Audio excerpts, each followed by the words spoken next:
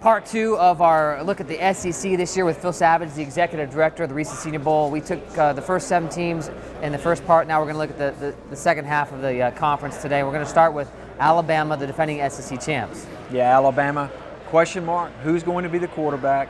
How well will they play in the secondary? But we know this. They've got a punter in J.K. Scott. They've got a strong front 7 led by A'Shawn Robinson, Jaron Reed, and inside linebacker Reggie Ragland. So look for them to play field position football early until they can figure out exactly what direction they go with the quarterback. All right, Kentucky, Mark Stoops in his 3rd year. Last season, start off 5-1, finished with 6 consecutive losses. Everybody here is talking about, well, can they get to 6 wins in a bowl game? Mark Stoops thinks that they're a better football team than that. Patrick Towles, one of the more experienced quarterbacks, return. I think the difficulty for Kentucky is their schedule. I think their schedule catches up with them, but I think that they will be an improved team. How about Missouri? It's a team nobody talks about, and all they do is go to 2 straight SEC championship games. The most understated program in the Southeastern Conference, back-to-back Eastern Division championships. They've been to Atlanta consecutive years. Gary Pinkel, one of the most sound, solid coaches in all of the entire game, very stand-up individual, and they bring back Matty Mock, they bring back Russell Hansborough, the running back, and then defensively they lose Harold Brantley, defensive tackle, to an unfortunate traffic accident 3 weeks ago. He's out for the season. They don't know who the edge rushers will be just yet, but I look for Missouri to be extremely competitive again. They're the kind of team that will be much better by the time we get to November, based upon what we see in early September. Well, the team nobody wanted to play last November and December was Arkansas. I mean, they really had it going. Can they continue that momentum this year? You know, I think that they can. They're my dark horse candidate in the SEC West. I think with an experienced quarterback in Brandon Allen, 2 dynamic running backs in Alex Collins and Jonathan Williams, you know they're going to take the sledgehammer and they're going to just pound the C gap right there between the tackle and the tight end. They're going to punch that part of the defense all day, all night, and then play fake and have Brandon Allen throw the ball to Keon Hatcher. Their defense was much improved. I really look for Arkansas to get to that 7, 8, 9, perhaps 10-win threshold this year. All right, how about LSU? And like many teams in the SEC, the quarterback situation a little up in the air. Yeah, very tenuous quarterback situation. They've got an outstanding runner, maybe one of the best in the country, in Leonard Fournette.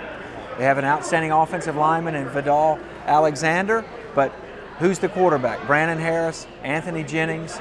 It was their Achilles heel a year ago. Unless they can find some balance offensively, I don't think their defense is what it has historically been, not only this coming season, but even last year. So I think LSU is in that in-between zone right now. They could go up, they could go down. How about Georgia?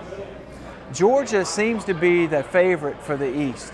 They seem to have a lot of pieces in place, with the exception of, like Alabama, they don't know who exactly the quarterback is going to be. Is it Bryce Ramsey? They've got Nick Chubb, another outstanding running back in this conference, maybe even across the country. Leonard Floyd returns as an outside backer.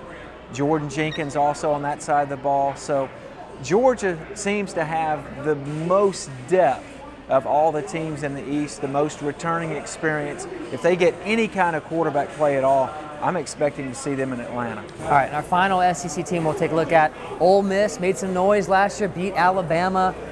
How about this year? Well, I think from a frontline talent standpoint, when you consider Laramie Tunsil at left tackle, Robert Kimdichie on the defensive front, Tony Connor in the secondary, Laquan Treadwell, the wide receiver. I mean, that was the fabulous freshmen that became super sophomores, and now, you know, they're in their junior year, and the expectation is that they will all leave early for the NFL draft next year. But Chad Kelly comes in as potentially the quarterback for them. I think Ole Miss will win their share of games. I don't know if they have the depth from top to bottom to go win the SEC West. And finally, you gave us our kind of your final 4, your 4 best teams, 2 in the West, 2 in the East in our last video.